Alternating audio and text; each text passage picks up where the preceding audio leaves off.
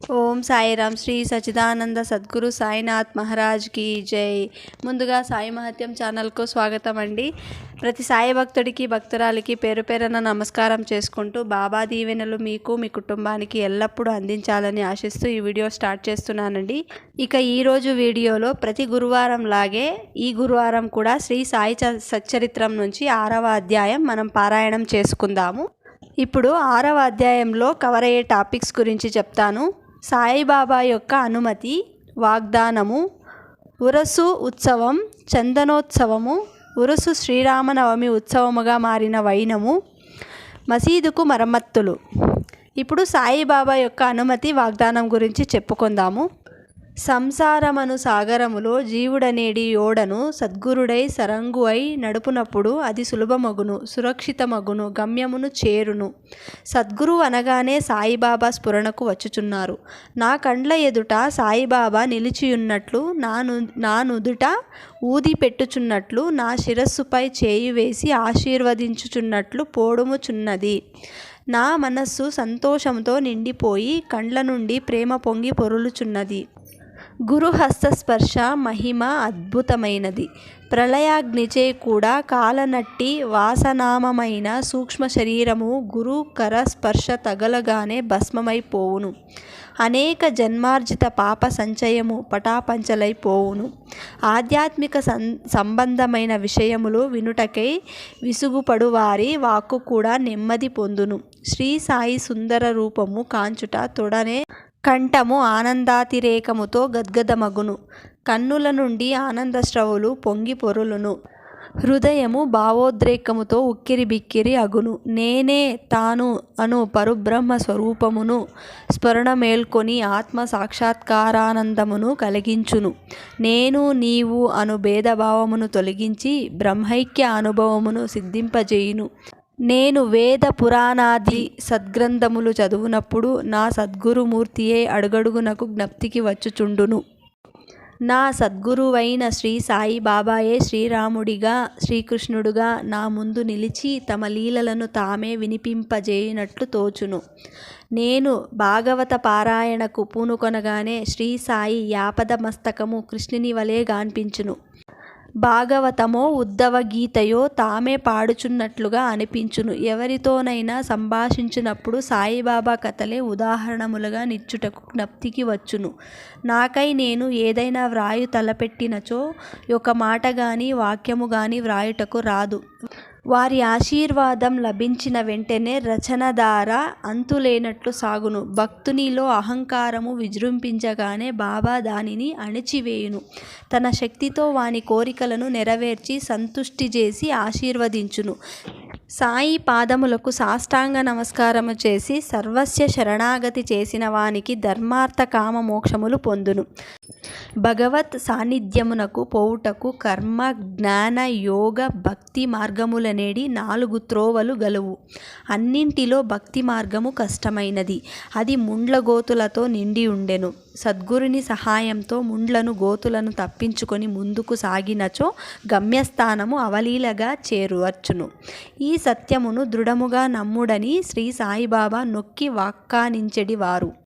స్వయం సత్తాకమైన బ్రహ్మము జగత్తును సృష్టించు. నా బ్రహ్మము యొక్క శక్తి, మాయా, సృష్టి అను ఈ మూడింటి గూర్చిన తత్వ విచారము చేసి వాస్తవమునకి మూడును ఒక్కటియే అని సిద్ధాంతీకరించి బాబా తన భక్తుల శ్రేయస్సుకై చేసిన అభయ ప్రధాన వాక్యములను రచయిత ఈ క్రింద ఉదాహరించుచున్నాడు.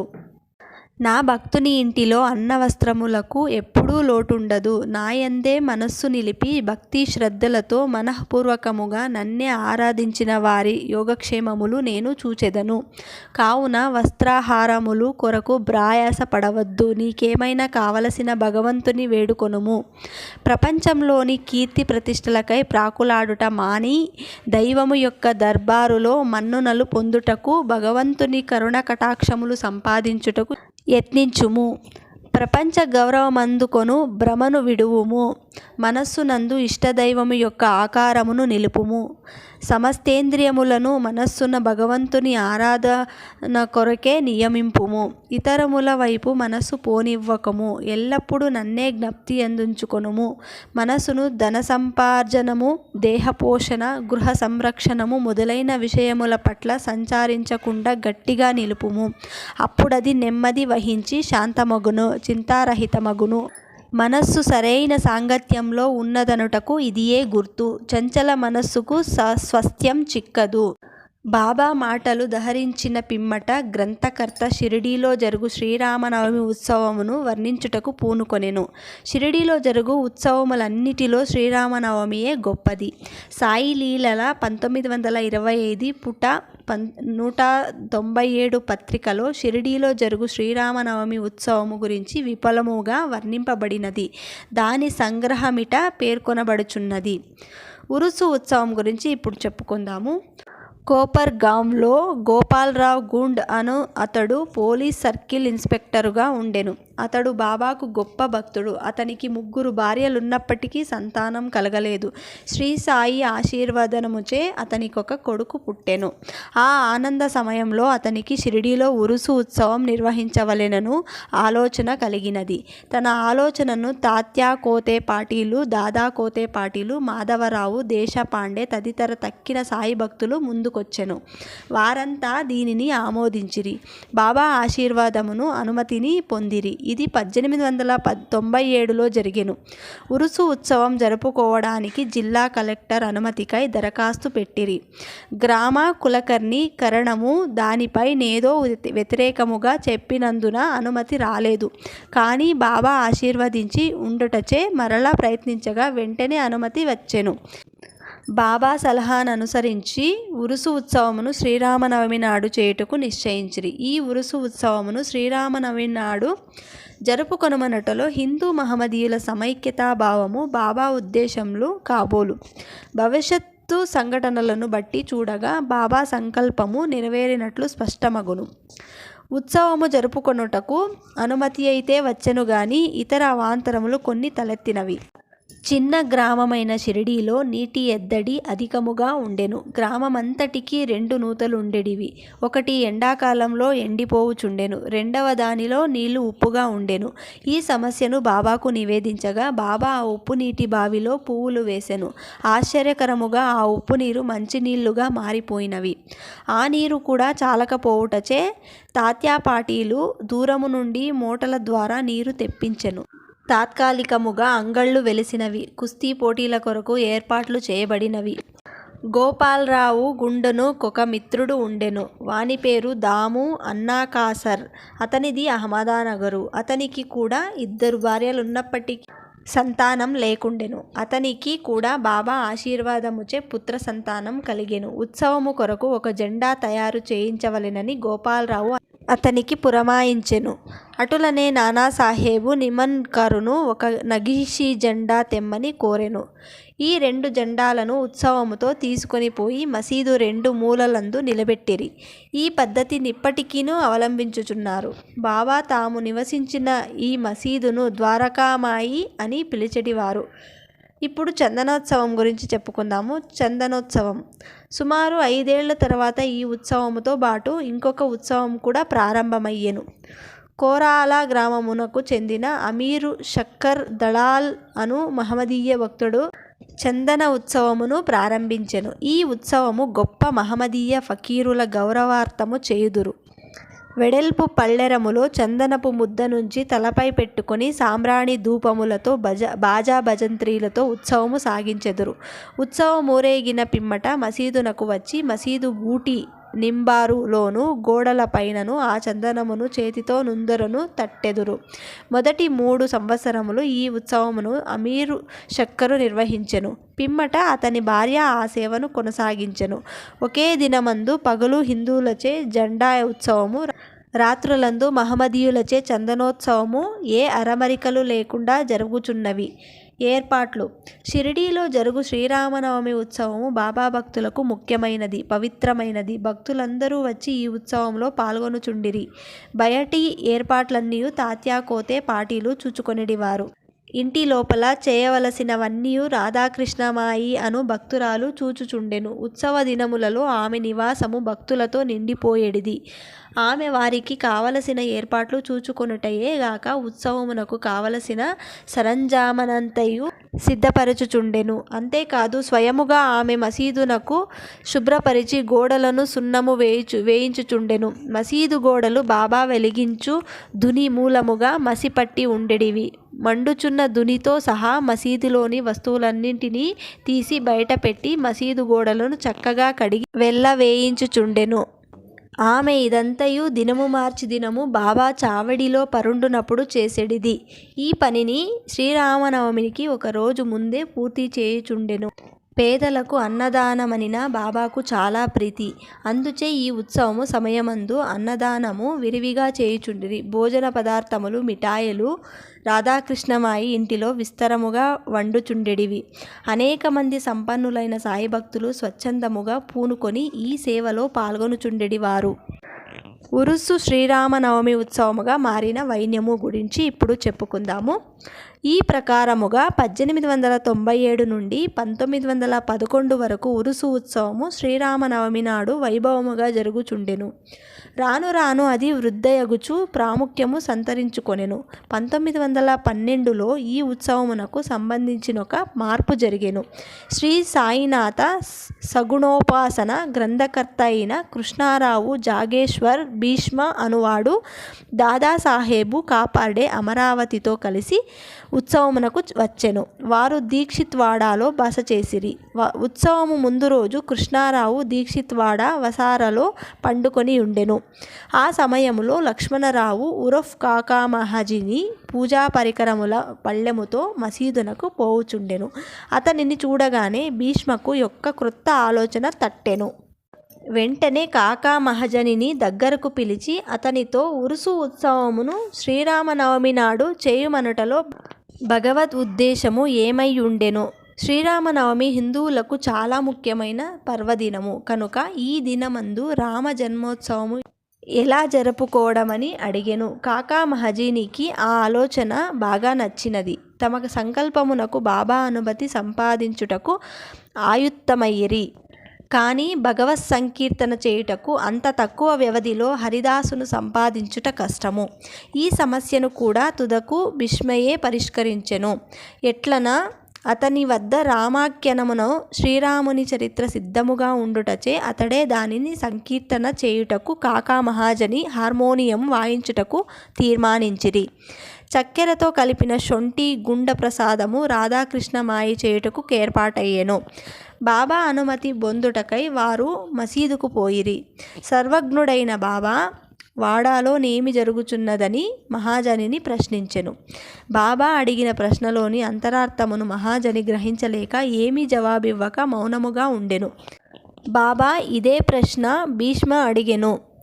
అతడు శ్రీరామనవమి ఉత్సవము చేయవలెనను తమ ఆలోచనను బాబాకు వివరించి అందులకు బాబా అనుమతినివ్వలెనని కోరెను. బాబా వెంటనే ఆశీర్వదించెను. అందరూ సంతసించి రామజయంతి ఉత్సవమునకు సంసిద్ధులైరి. ఆ మరుసటి దినము మసీదును అలంకరించిరి. రాధాకృష్ణమాయి ఒక ఉయ్యాలనిచ్చెను. దానిని బాబా ఆసనము ముందు వ్రేలాడగట్టిరి. శ్రీరామ జన్మోత్సవం వేడుక ప్రారంభమయ్యెను. భీష్ముడు కీర్తన చెప్పుటకు లేచెను. మహాజని హార్మోనియం ముందు కూర్చెనెను. అప్పుడే లేండి నుండి మసీదుకు వచ్చిన బాబా అదంతయు చూచి మహాజనిని పిలిపించెను. రామజన్మోత్సవం జరుపుటకు బాబా ఒప్పుకొననో లేదో ఏమగునో అని జంకుతూ అతడు బాబా వద్దకు వెళ్ళెను. అదంతయు ఏమని అక్కడ ఉయ్యాల ఎందుకు కట్టారని బాబా అతనిని అడిగెను. శ్రీరామనవమి మహోత్సవం ప్రారంభమైనదనియు అందులకే ఉయ్యాల కట్టిరనియు అతడు చెప్పెను. బాబా మసీదులో నుండు భగవంతుని నిర్గుణ స్వరూపమును సూచించు నింబారు గూడు నుండి 2 పూలమాలలు తీసి ఒకటి మహాజని మెడలో వేసి ఇంకొకటి భీష్మకు పంపెను. హరికథ ప్రారంభమయ్యెను. రామకథా సంకీర్తనము ముగియగానే బాజా భజంత్రీల ధ్వనులు మధ్య శ్రీరామచంద్రమూర్తికి జై అని జయ జయధ్వానములు చేయుచు పరమోత్సాహముతో అందరూ ఒకరిపై ఒకరు గులాల్ ఎర్ర రంగు పొడి జల్లుకొనిరి. అంతలో ఒక గర్జన వినబడెను. భక్తులు చల్లుకొనుచుండిన గులాల్ ఎటులనో పోయి బాబా కంటిలో పడెను. బాబా కోపముతో బిగ్గరగా తిట్టుట ప్రారంభించెను. ఇది చూచి చాలామంది భయముతో పారిపోయిరి. కానీ బాబా యొక్క సన్నిహిత భక్తులు మాత్రం అవన్నీయు తిట్లు రూపముగా బాబా తమకిచ్చిన ఆశీర్వాదములని గ్రహించి కదలక అక్కడనే ఉండిరి. శ్రీరామనవమి జయంతి నాడు రావణుడనే అహంకారాది అరిషడ్వర్గములను సంహరించుటకు శ్రీసాయి రూపంలోనున్న శ్రీరాముడు ఆగ్రహించుట సహజమే కదా అని భావించిరి. షిరిడీలో ఏదైనా క్రొత్తది ప్రారంభించినప్పుడెల్లా బాబా కోపించుట యొక్క రివాజు. దీనిని తెలిసిన వారు గమ్మున ఊరుకుండిరి. తన ఉయ్యాలను బాబా విరుచునను భయముతో రాధాకృష్ణమాయి మహాజనిని పిలిచి ఉయ్యాలను తీసుకుని రమ్మనెను. మహాజని పోయి దానిని విప్పుచుండగా బాబా అతని వద్దకు పోయి ఉయ్యాలను తీయవలదని చెప్పెను. కొంతసేపటికి బాబా శాంతించెను. ఆనాటి మహాపూజ హారతి మొదలగునవి ముగిసెను. సాయంత్రము మహాజని పోయి ఉయ్యాలను విప్పుచుండగా ఇంకనూ దాని అవసరం ఉన్నదని కనుక దానిని విప్పవద్దని బాబా అతనికి చెప్పెను. రామనవమి మరుసటి దినమున జరుపు గోపాల కాలోత్సవముతో గాని ఉత్సవము పూర్తి కాదను విషయము అప్పుడు భక్తులకు స్ఫరించెను. మరునాడు శ్రీకృష్ణ జననము నాడు పాటించు కాలహండి అను ఉత్సవము జరిపిరి. కాలహండి అనగా నల్లని కుండలో అటుకలు, పెరుగు, ఉప్పు, కారము కలిపి వ్రేలాడగట్టెదరు. హరికథ సమాప్తమైన పిమ్మట దీనిని కట్టెతో పగలగొట్టెదరు. రాలిపడిన అటుకులను భక్తులకు ప్రసాదముగా పంచిపెట్టెదరు. శ్రీకృష్ణ పరమాత్ముడు ఈ మాదిరిగానే తన స్నేహితులకు గొల్ల పిల్లవాండ్రకు పంచిపెట్టుచుండెను. ఆ మరుసటి దినము ఇవన్నీయు పూర్తి అయిన పిమ్మట ఉయ్యాలను విప్పుటకు బాబా సమ్మతించెను. శ్రీరామనవమి వేడుకలు ఈ విధముగా జరిగిపోవుచుండగా పగటివేళ పతాకోత్సవము, రాత్రియందు చందనోత్సవము కూడా యథావిధిగా జరిగినవి. ఈ విధముగా ఆనాటి నుండి ఉరుసు ఉత్సవం శ్రీరామనవమి ఉత్సవముగా మారెను. 1913 నుండి శ్రీరామనవమి ఉత్సవములోని అంశములు క్రమముగా హెచ్చినవి. చైత్ర పాడ్యమి నుంచి రాధాకృష్ణమాయి నామ సప్తాహము ప్రారంభించుచుండెను. భక్తులందరూ వంతులు వారిగా అందు పాల్గొనుచుండిరి. ఒక్కొక్కప్పుడు రాధాకృష్ణమాయి కూడా వేకువజామునే భజనలో చేరుచుండెను. శ్రీరామనవమి ఉత్సవములు దేశమంతటా జరుగుటచే హరికథా కాలక్షేపము చేయు హరిదాసులు దొరుకుట దుర్లభముగా ఉండెను. శ్రీరామనవమికి 5-6 రోజుల ముందు ఆధునిక తుకారాం అని పిలువబడు బాలబువ మాలియాను సంకీర్తనకారుని కాకా మహాజని యాదృచ్ఛికముగా కలియుట తటస్థించినది. శ్రీరామనవమి నాడు సంకీర్తన చేయుటకు మహాజని అతనిని షిరిడీ తోడ్కొని వచ్చెను. ఆ మరుసటి సంవత్సరం కూడా అనగా 1914లో తన స్వగ్రామమైన సతారా జిల్లా బృహద్ సిద్ధకవటై గ్రామంలో ప్లేగు వ్యాపించి ఉండుట చేత బాలబువ సతార్కర్ సంకీర్తన కార్యక్రమములు లేక ఖాళీగా ఉండెను.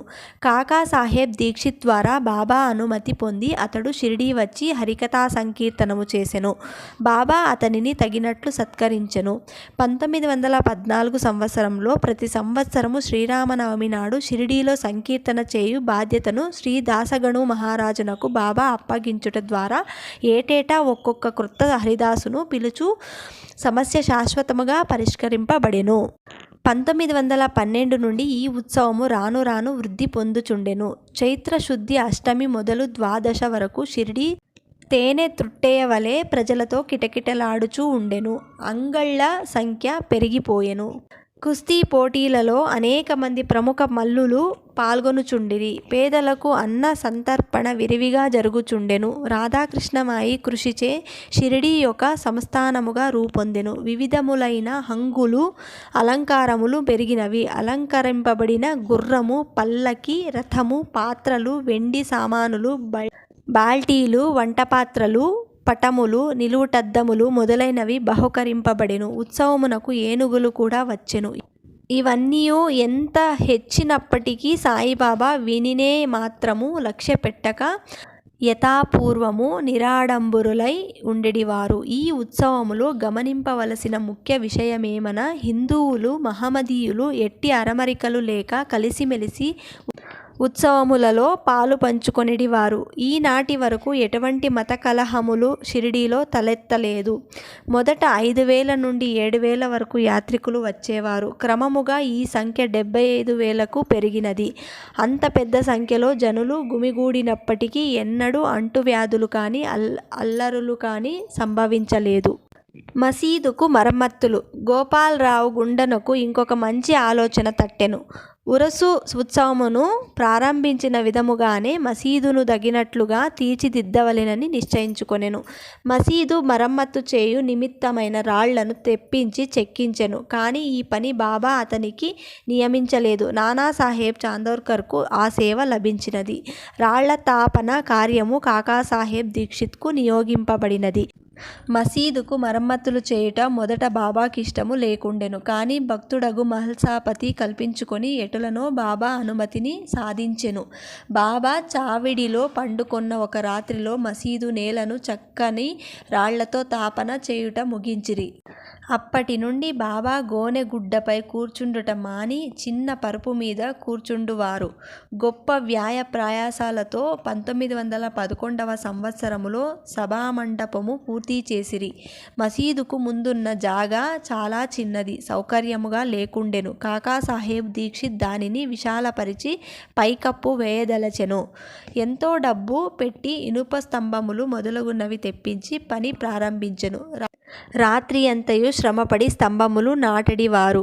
మరుసటి దినము ప్రాతఃకాలముననే బాబా చావిడి నుండి వచ్చి ఇదంతయు చూచి కోపముతో వానిని పీకి పారివేయుచుండిరి.